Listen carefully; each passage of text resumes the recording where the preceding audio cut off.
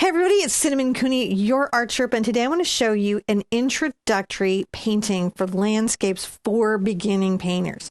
So I wanted to create something that was beginner friendly and was a landscape and could get some of my one-hoop painters painting a little more of a landscape painting than they might initially feel brave enough to do. This really is a step-by-step. I'm going to break it down. On the mic is my husband, John. Hello.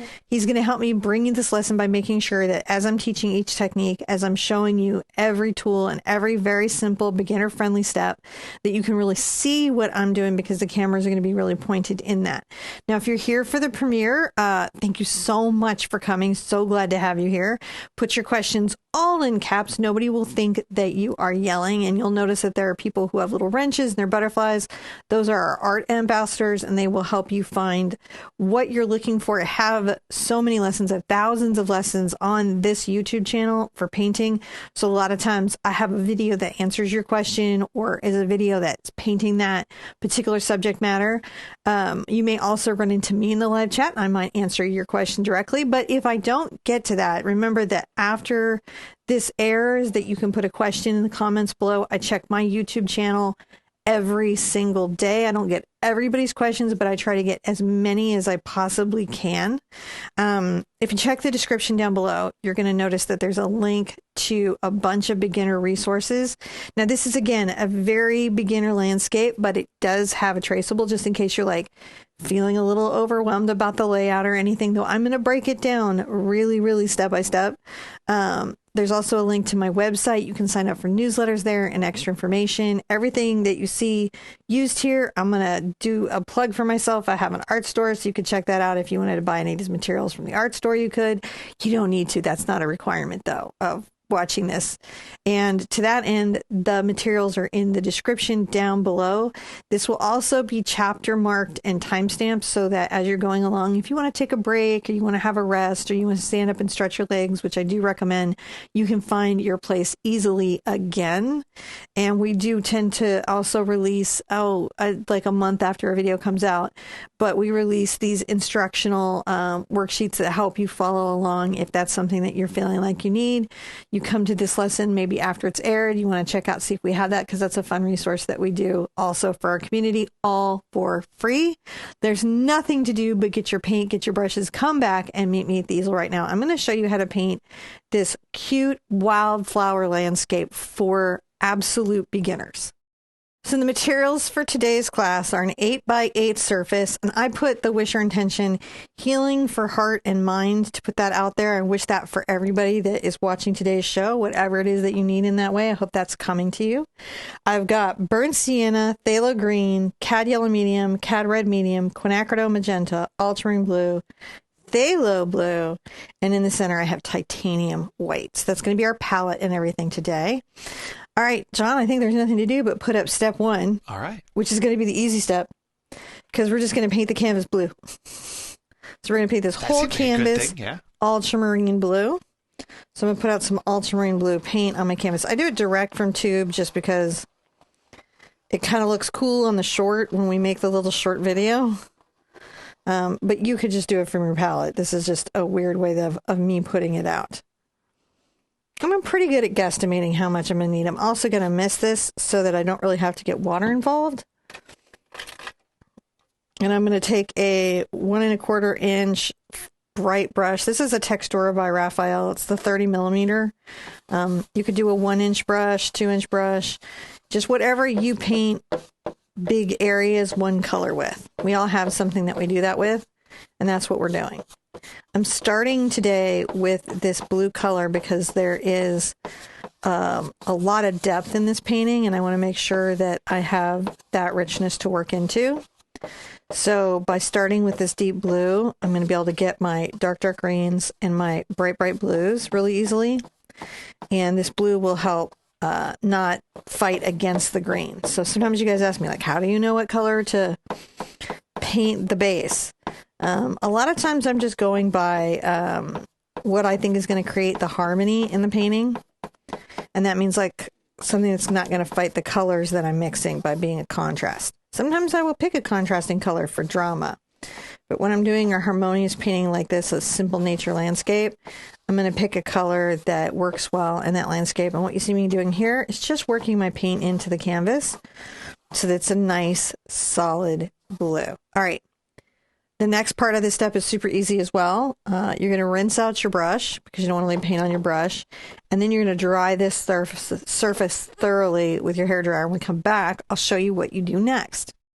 So what I'm going to want to do now is divide my landscape into my lower third and my upper 2/3 so I can put in my sky and the deep part of my landscape. And the first part I'll do is I'll do my deep green first. It'll be quite dark on this canvas. I'm going to get this is a 3/4 inch angle brush by Catalyst, and I'm going to just take some phthalo green and burnt sienna together, and I'm going to make a deep, so deep. It's the deepest of the forest.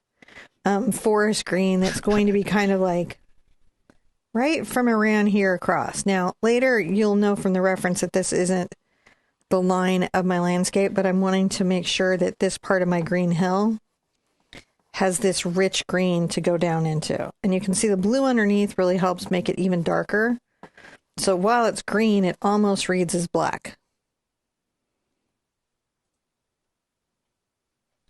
That's a very, very dark. Yeah, it's super duper dark.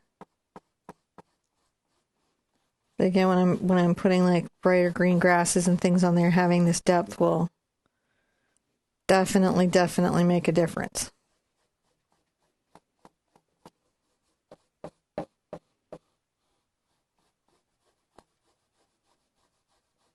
And just really paint it around its little edges here.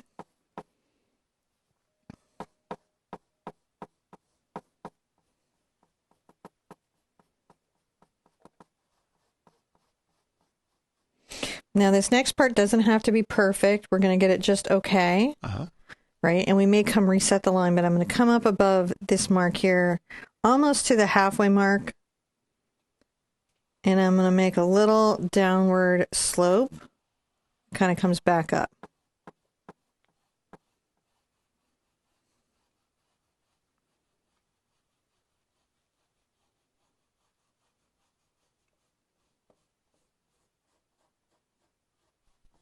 All right.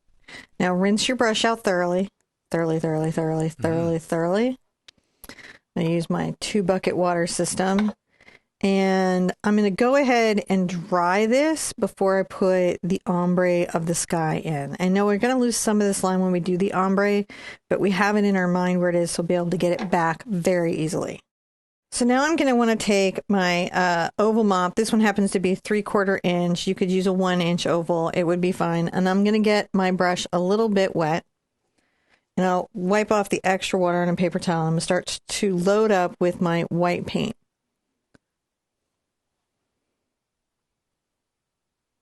And I'll mix a little bit of my Ultramarine blue and my Phthalo blue together to make my sky color. I'm going to come up from the top.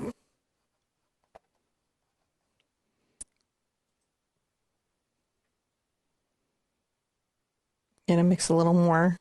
Sometimes you gotta mix a little more. It's kind of a 1-to-1 mix with some white. There we go.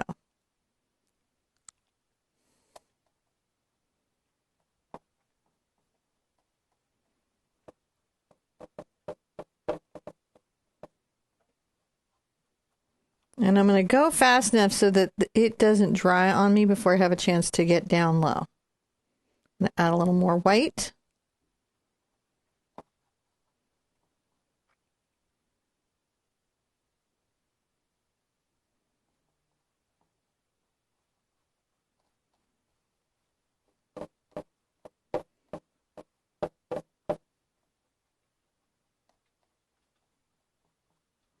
And get a little bit wet again. I'm going to do a lot more white for down low. It's still blue, but it's just a very, very light blue.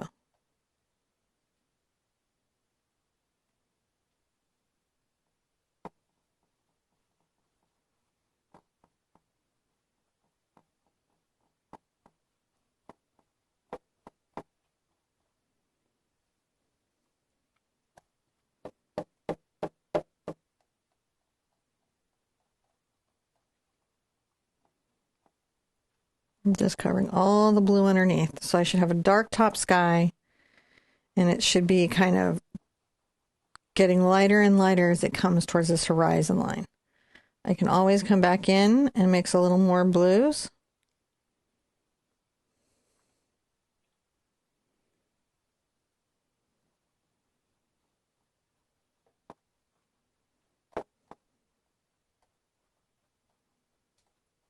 Just bringing that down in. I'm just blending it down.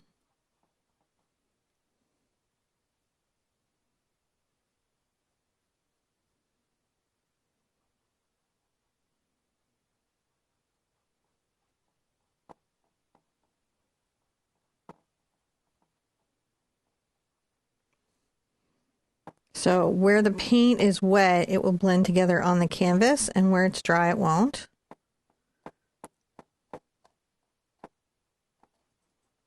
So that's why I'm working quickly. This isn't a totally smooth blending. This is a very painterly painting.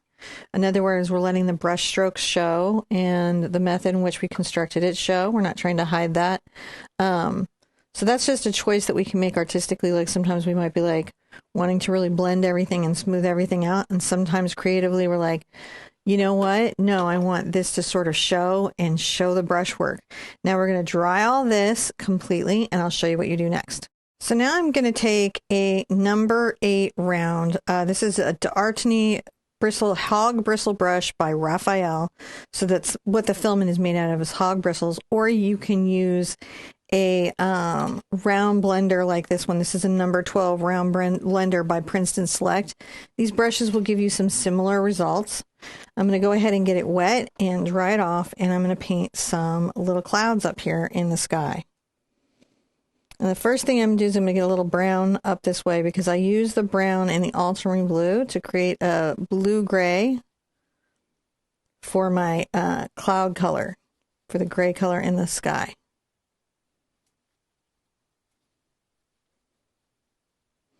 Because you want to make sure that your clouds have nice shadows, and then you put some highlights. So let's come here, and I'm just going to wiggle this brush.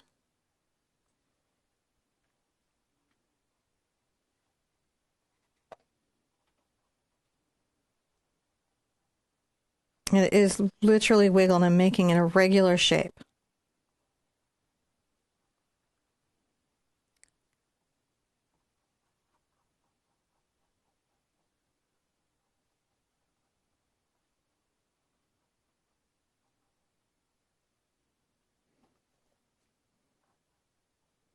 You can wipe off the brush if I have too much paint on there, and kind of like down here, really scrub it in to sort of blend it into that background. Get my finger involved. If I need to, you don't have to do your finger if you don't like touching your canvas. I'm just creating a little bit of a blend there.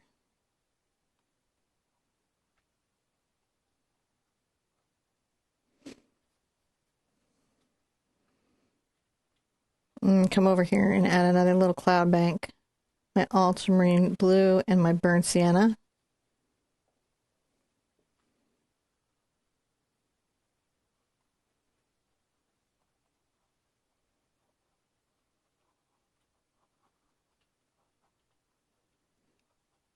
The big thing is you know, you don't want to clone your clouds. You want them to have different shapes and different like personalities.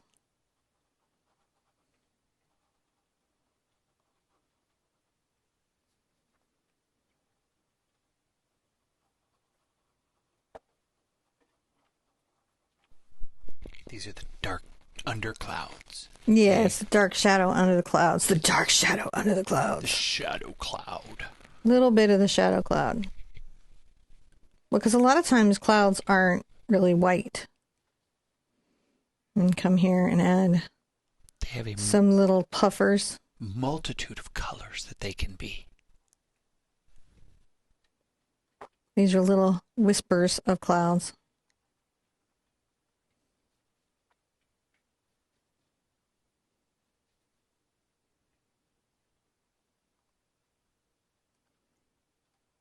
Kind of piece them together like a puzzle.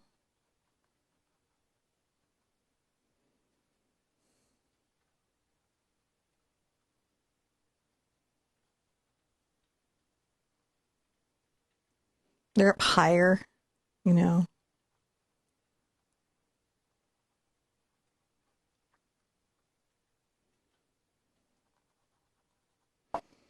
All right, let's call that a step, but we're not going to dry. I'm going to come back with a lot more white.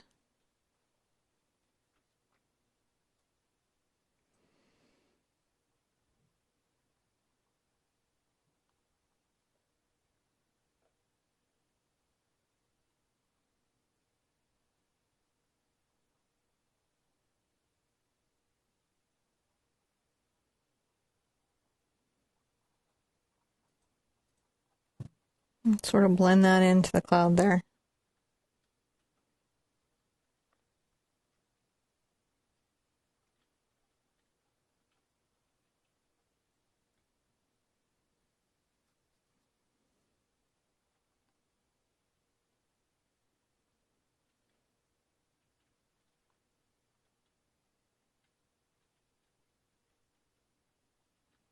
Just work that through the body of the cloud.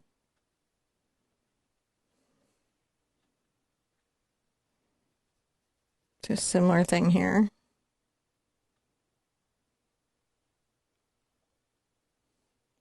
So it's just not, it's like a bright day, but there's some definite rain on the horizon. Perhaps building up.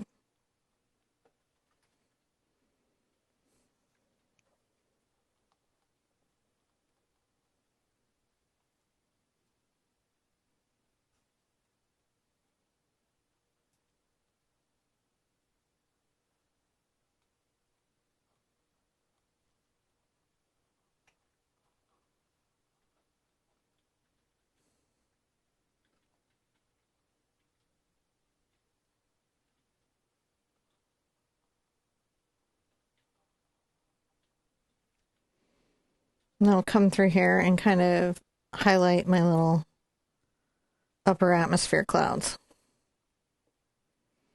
I want too much paint on my brush. They're not too solid. They're pretty airy. Pretty fluffy. They're pretty fluffy. Far away.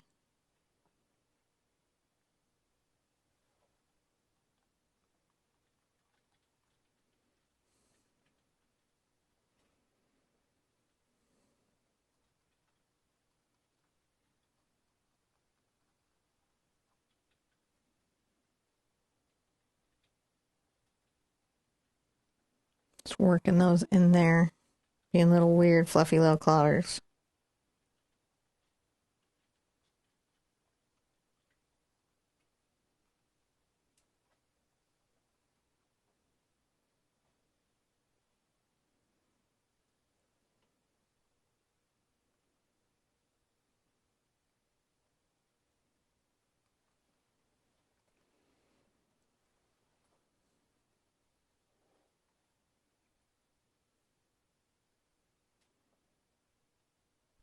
Just soft little clouds. Soft little happy flying through the sky.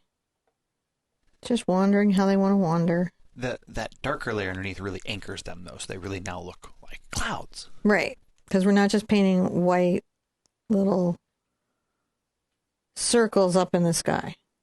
We just have some dimensionality. It doesn't have to be, you know, the most detailed ever. It's just nice to give them some personality. And bring some off here.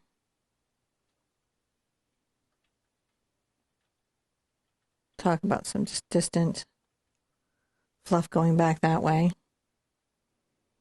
Might come here. And now down low, I might bring up a little bit of down low cloud. I'm just working my white into my gray color. So it's not white white.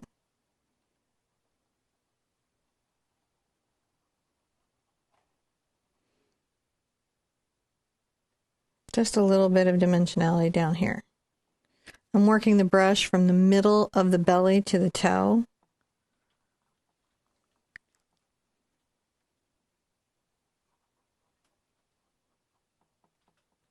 And I'm not making circles, but there's a curve to my stroke.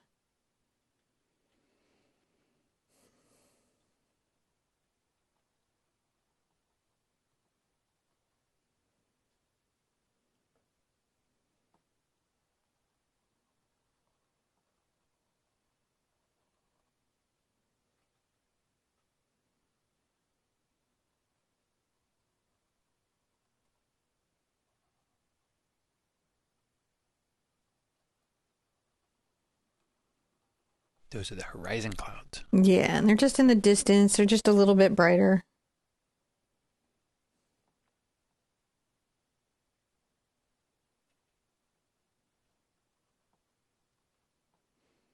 Just make them a little bit brighter than the clouds around them.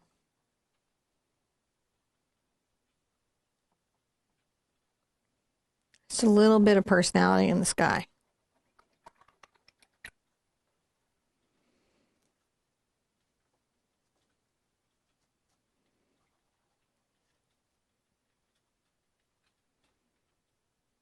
I can kind of come through if I need to, and sometimes lift up a little color and make this a little more blended, softer. That's really what it is soften everything. Yeah, makes that background. Just a little damp brush. Before everything is dry, you can actually do quite a lot of changing it out. All right, let's call that a step.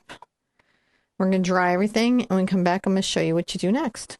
So now I'm going to take a number 6 Raphael Sepia round. I just want a nice smooth brush, and I'm going to make a little bit of my green color. Again, I'm going to take less brown into my green, and I'm going to get some white involved in that. Kind of make this, there you go, this distant grade green color. And I'm going to come from right here.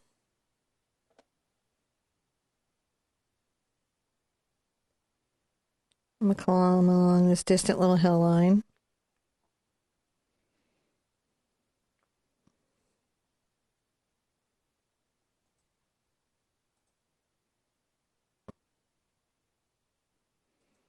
And paint a little bit of these sort of like distant little hills. These are far away.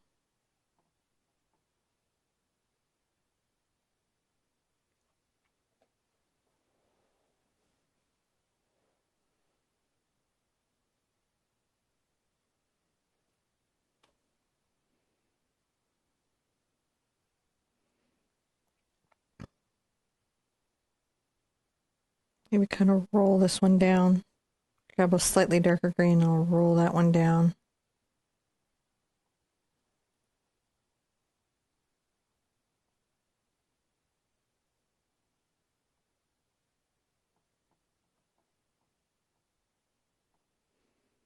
Just a little faraway hill.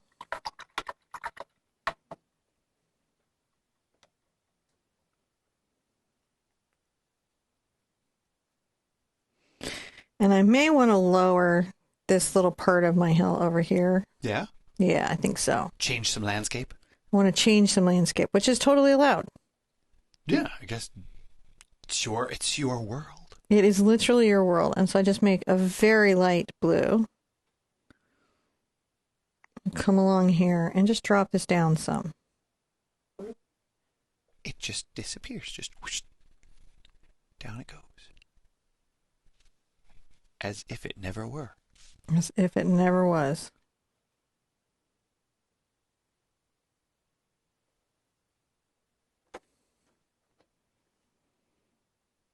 Get a little more white on my brush.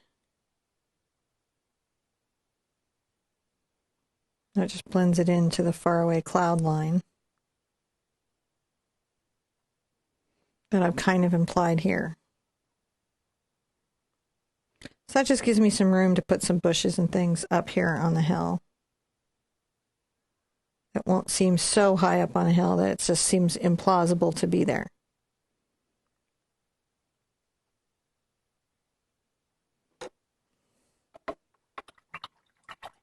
Okay. All right. Once that's done, I am going to come through and dry everything so I can put some like distant little bushes back here. Lots of drying. Lots of drying. So much drying in this painting, but sometimes you just got to have a layer be dry. Yeah. If I try to do a dark bush here or dark bush here, it would be all muddy, and it has to go over the dry paint. So we've got to dry it to get those little bushes in. So I want to stay on my number 6 Raphael round, and I'm going to come here and make a very dark green again of my burnt sienna and my phthalo green. And I'm going to just kind of like my clouds, have an up-down shape going on. Nice up-down shape. And I'm going to bring these across. Sometimes they go low, sometimes they go a little bit higher. These are just a distant tree line. And it will be when we bring the bright green of the grass back here that it'll push these into that distant area of our mind. Our mind's eye. Indeed. I think it's important to make them sort of irregular and wandery so they really feel like the bushes that they are.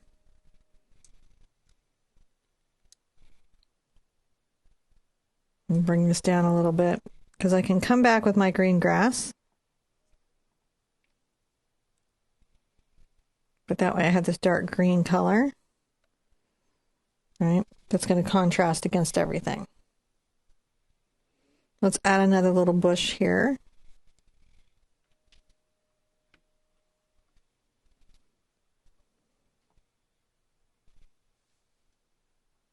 And just kind of come across here. And if I want, I can get a little of my yellow involved, my cad yellow. And I can just add some of that cad yellow into the green back here. Just showing it as like just a little bit of variance. Like there's some light on these distant trees and bushes.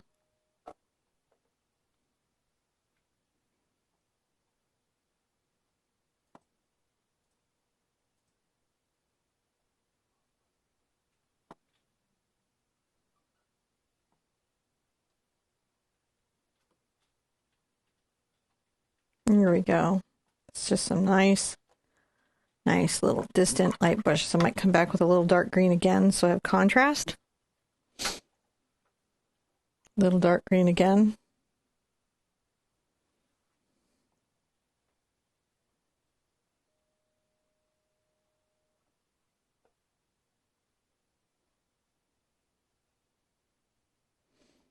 Just make sure that these have nice, rich, dark contrast before we put in the bright green grass. Okay, I don't necessarily have to dry this because we're going to be coming in with this green hill here, but we'll come back. I'm going to show you how to do that. All right, now I'm going to take what's called a D brush. This is a number 8 D'Artagnan D brush, and it's got the hog bristles again. One side of it is shaped like a filbert, and the other side is shaped like a blender. You could use a bright, you could use a filbert for this. You don't have to have this specific brush. I just really enjoy this brush, and so I am going to use it. I'm going to get it wet. I'm going to dry it off, and I'm going to make my green color again with my brown and my phthalo green. Lots more brown this time. And then I'm going to bring this over and get a ton of yellow. So this will be a bright green now. I might even drag a little bit into my dark color so there's a bit of kind of shading. And I'm going to come along here, along where my distant little bushes are. Start tapping my brush up and down, because it's going to give me a nice little rough edge.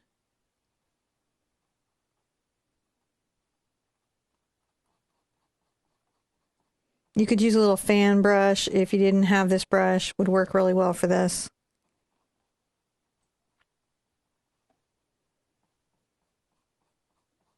And I'm going to make short little downward strokes.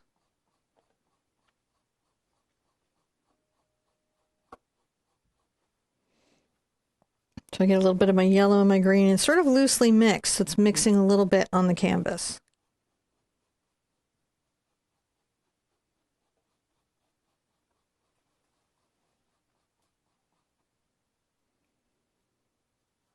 I might get into my brown again, just mixing it up.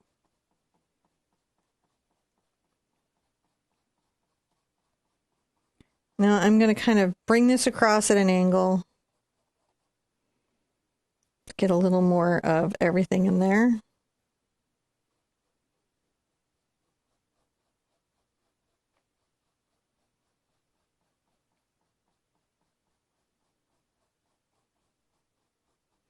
And I let some of the dark show through.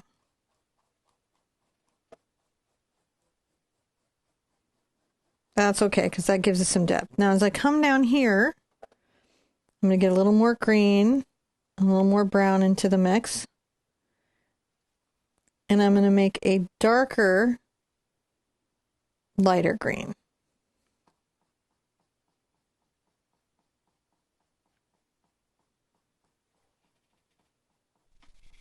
That was funny. A darker, lighter green. A darker, lighter green. So it's a lighter green than what's against the background, but it's darker than the green gold. It's kind of a different hue. Yeah.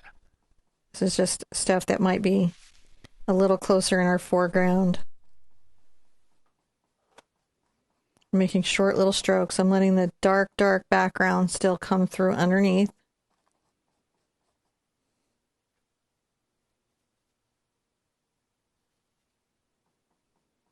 Up here, I might get much, much darker. So just pulling that through.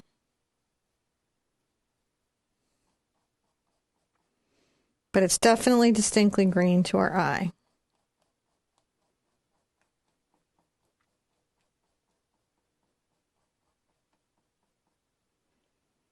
All right. Now I'm going to dry everything with my hairdryer, and when we come back, I'm going to show you what you're going to do. Now I want to rinse my D-brush out again, and I wiped it off with my towel so there's not a lot of water, and I'm going to get a lot more yellow into my green mix. And this time I'm going to add just a little bit of white. And I'm going to come through here and very lightly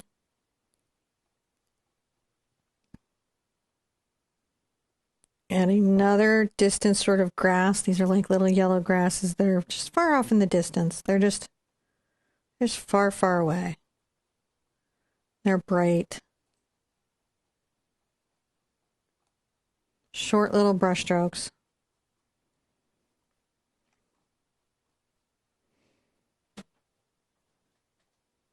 Get a little more white in there, a little more yellow in there.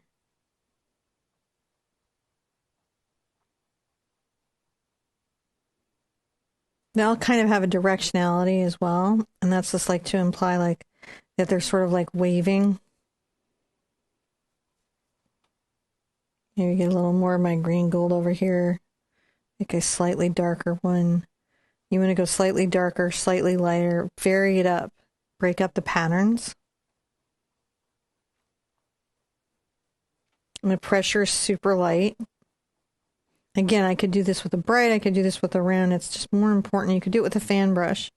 I'm just trying to make short little pattern brush strokes that are just showing the grass blowing far, far away.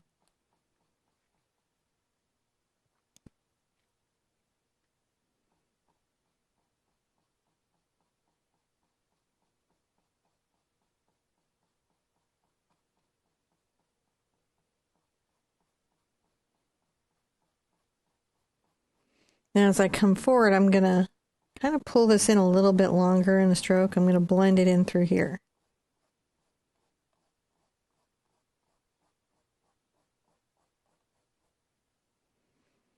So that as we're getting closer, these brush strokes are a little bit longer. I'm going to go ahead and get into my green and brown again.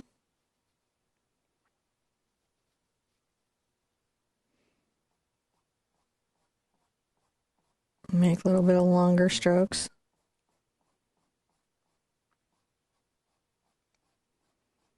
Back up into what I have here. Let's get our yellow involved.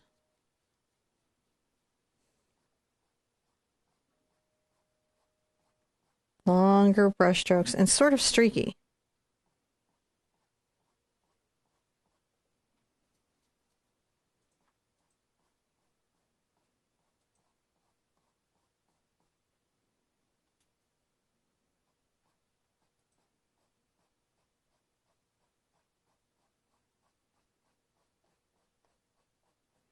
This is a type of dry brushing.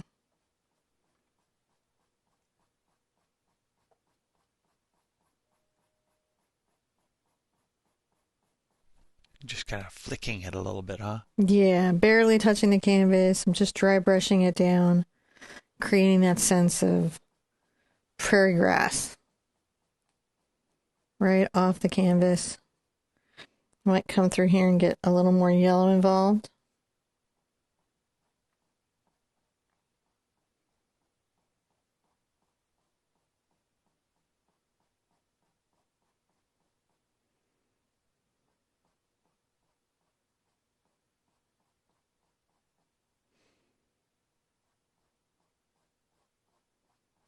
And the longer brush strokes helps build that longer, kind of more structured area of the prairie.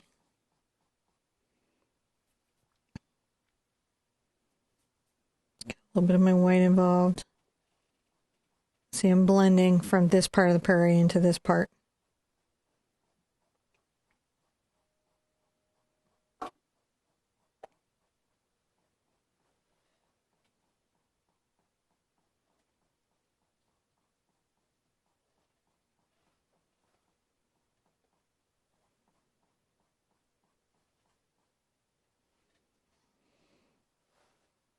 And can go back into my dark green anytime.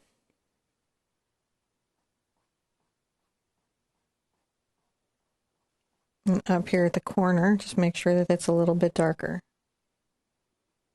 It's what's closest to us, so it might have the most shadows that we can really see and notice. I can bring some shadows up and through the grasses here.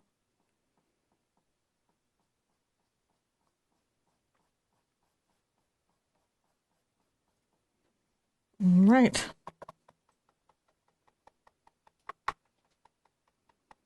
I'm going to really rinse this brush out, and I'm going to dry everything I have here thoroughly.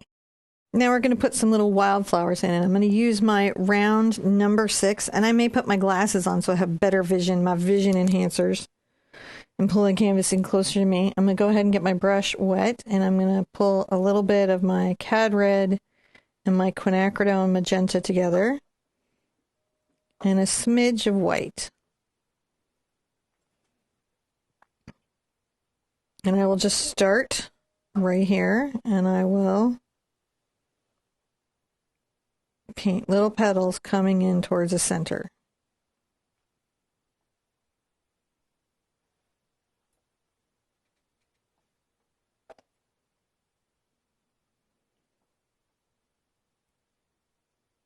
Sometimes they'll be far away, sometimes they will be up closer. If they're closer, the petals will be bigger.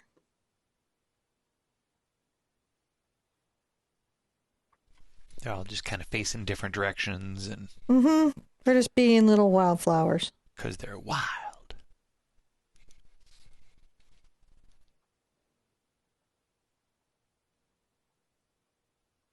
You can add little bits of them far off. And tapping up and down.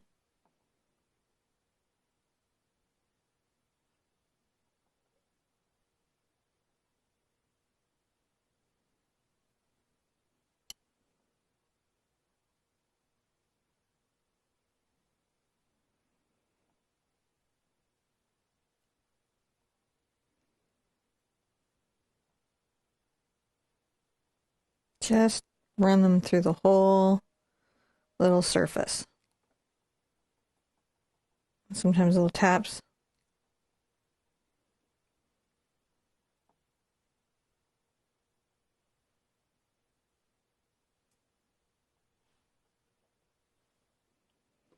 Sometimes you want to have flowers just barely showing, and sometimes you want them to show quite a lot. Right, they have the different sides of the flower. They do, they have different sides. Add a little white every once in a while in.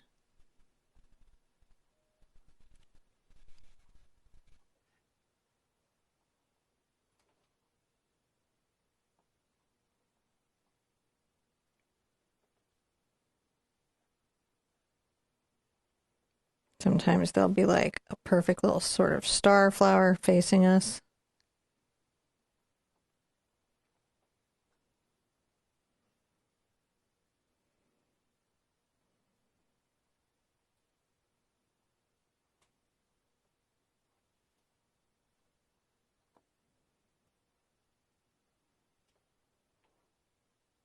Three little petals here, or 4 little petals there. Just try to be as random as you can.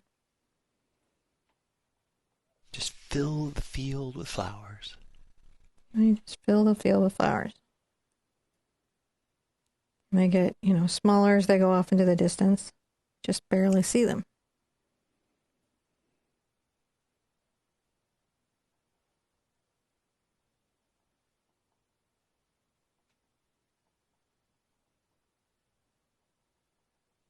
Just tap up and down to sort of imply them.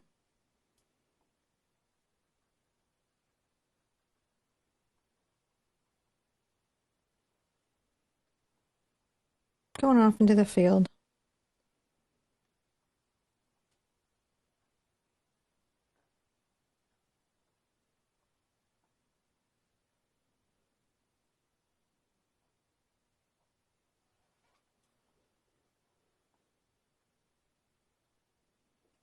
And they get a little bigger as they come forward.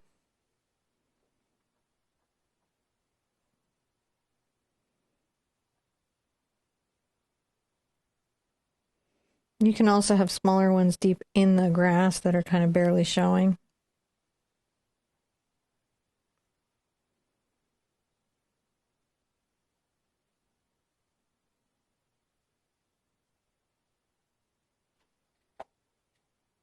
So these are like little cosmo flowers.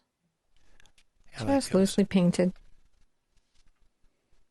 Gets variation of color to them. Yeah, sometimes a little brighter, sometimes a little darker. You can always break that up, make that more interesting.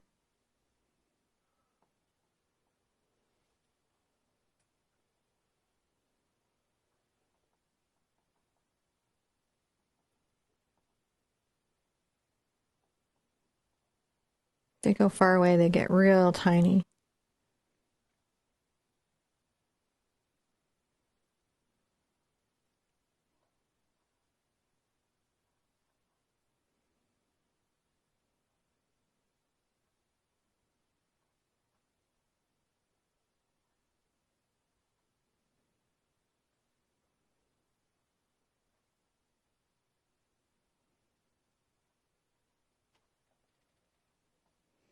We really don't see them until we put the highlights on them.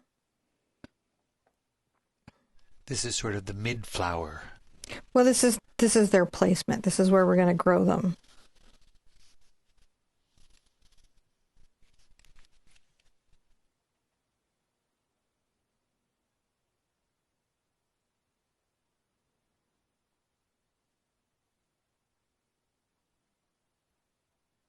Sometimes you want to kind of plant a few clusters of them closer together. Bundle them up a little bit. Yeah, because they would be a little more bunched.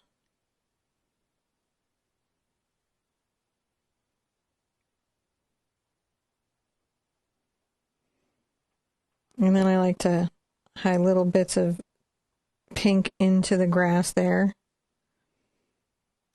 Just to imply that some of these are kind of barely peeking through.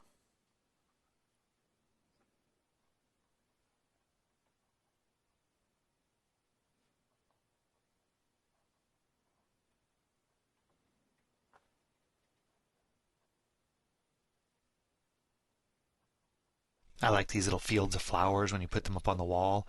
They're just so cheerful, especially like Well, it's nice to have a nice beginner introduction to a landscape. Well, not having to have the most complicated landscape in the world, but still have it be beautiful and cheerful and engaging. I like having these little cheerful paintings all over the house. I really enjoy having, especially the little 8x8s, because you can tuck them in hallways and in little nooks and stuff. So I've really enjoyed these particular paintings just around our house. I think it's important that you place little bits of these little guys out there, like their seeds are spreading out that way. Okay, so when you have that in, you're going to want to make sure all of this is dry so you can do the next highlight on your flowers. Dry everything, and then we're going to come back and add some highlights to these petals. Now for the next bit, I'm going to get a smaller brush. This is a number 1 Princeton Select Liner. I just want a teeny tiny brush. And to get where I'm going to put my petal highlights, I need to make some centers. I'm going to take my Ultramarine blue to my Cad red. And then mix these together. And I'm going to get kind of a very dark, not purple, kind of a bricky color. And I'm going to come through and think about where the center of my flowers are going to be, because that will help me decide how to put the highlights on the petals.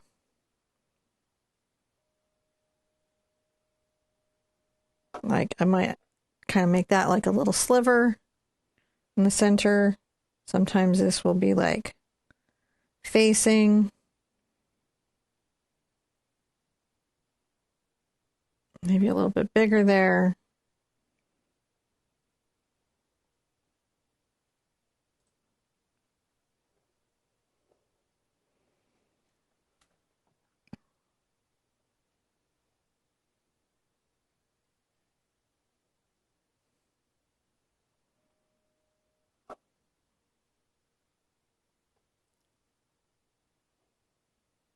This really does help me find the center of my flowers.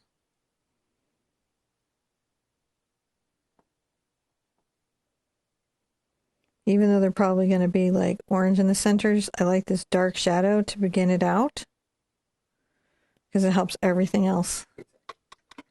That creates it creates a goal for me to reach. Now I'm going to take a little bit of my water and my white. I'm going to come over to my paint color. Mix my quinacridone and my Cad red. Yeah.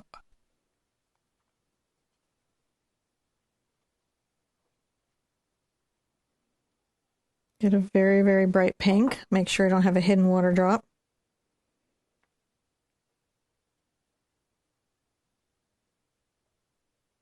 And I'll make dots on where the distant flowers are.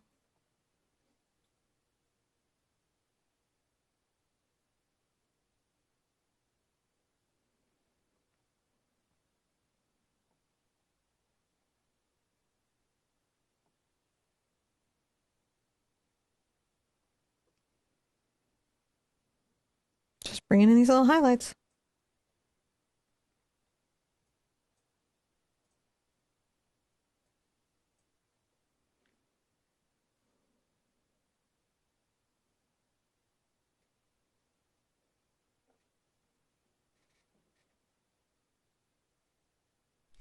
Those really make them pop.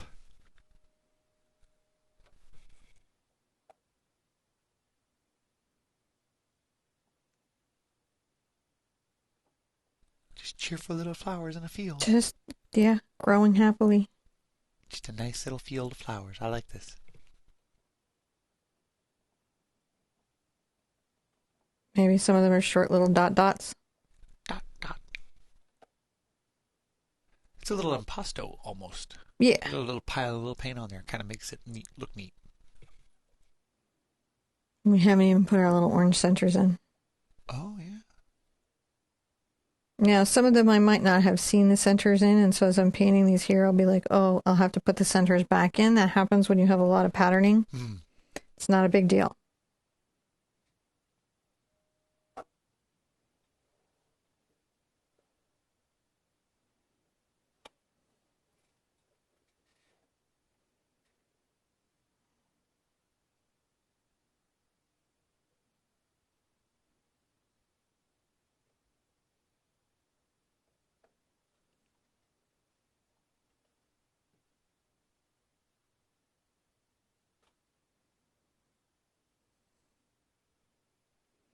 Just breathe. This part's almost meditative. You're just kind of going through and filling them in. Mm-hmm.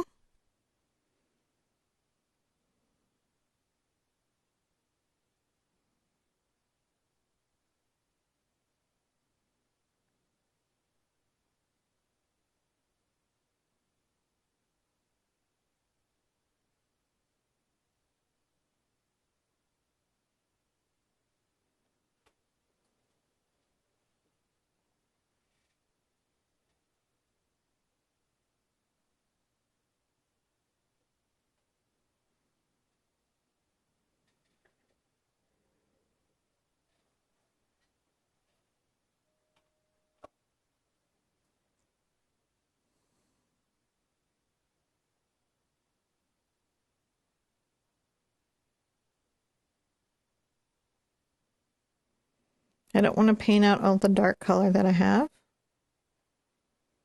right? Because that's very valuable.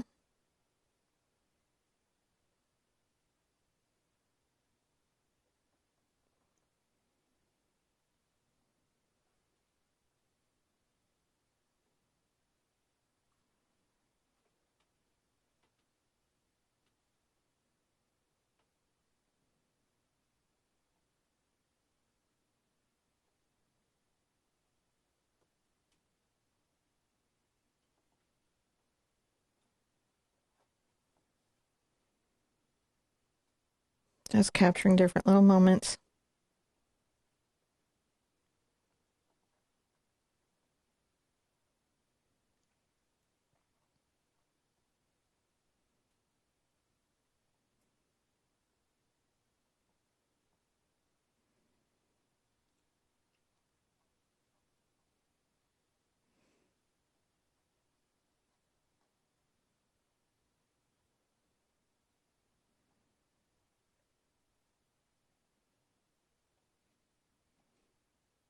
Some of my little shaded ones will have some pink on them. Different little highlights.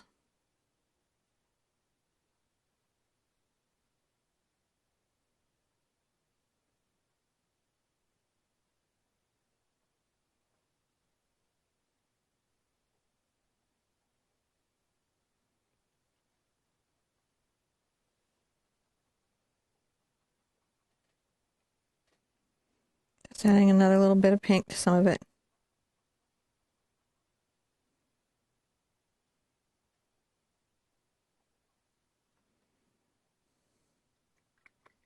Rinse out. I'm going to dry everything, and then I'm going to pop the centers with a little bit of bright color. So in this next step, I'm going to take a little bit of my red and a lot of my yellow. I'm going to make a bright orange.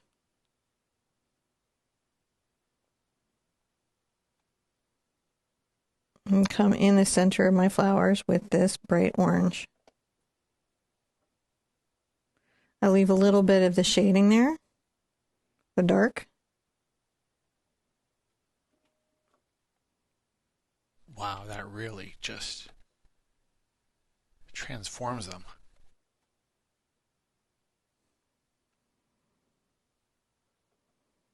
That's my red and yellow, a little bit of orange at the center.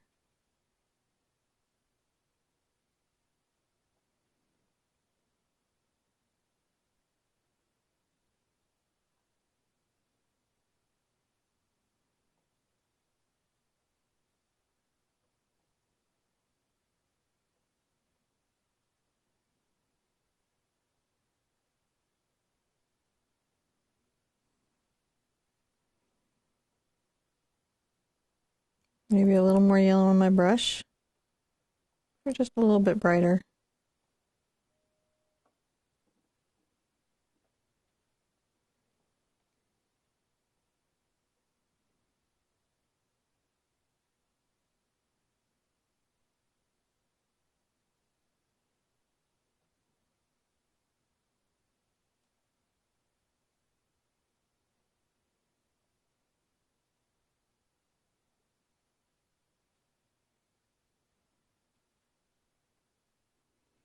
This hint a little where it could be showing. All right. I love that little field. Just a little field of flowers being a little field of flowers. Just a happy little field. Just a happy little field. I'm going to take some of my white. I'm going to take it over to my green and yellow. Make a very light color. And we'll just very carefully in the corner give this a little signature.